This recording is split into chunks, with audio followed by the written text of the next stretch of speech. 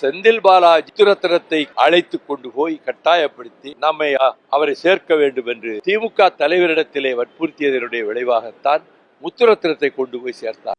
செந்தில் பாலாஜி தான் அழுத்தம் கொடுத்து முதலமைச்சர்கிட்ட கொண்டு போய் சேர்த்துட்டாரு. முதலமைச்சருக்கு ஒண்ணுமே தெரியாதா?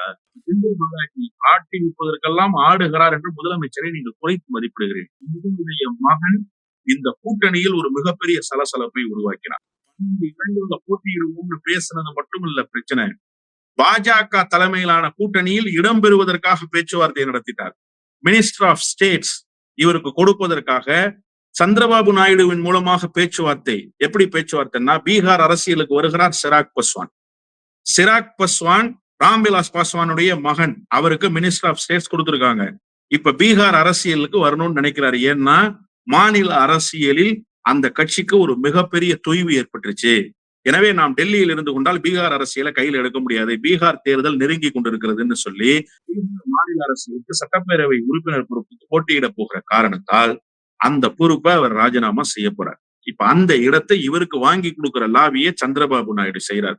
சந்திரபாபு நாயுடு பொறுப்பு வாங்கி கொடுக்கறதுக்கான லாபியை பண்றாரு.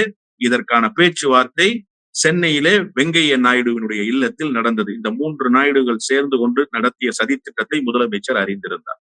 இல்லை என்று மறுக்க சொல்லுங்கள்.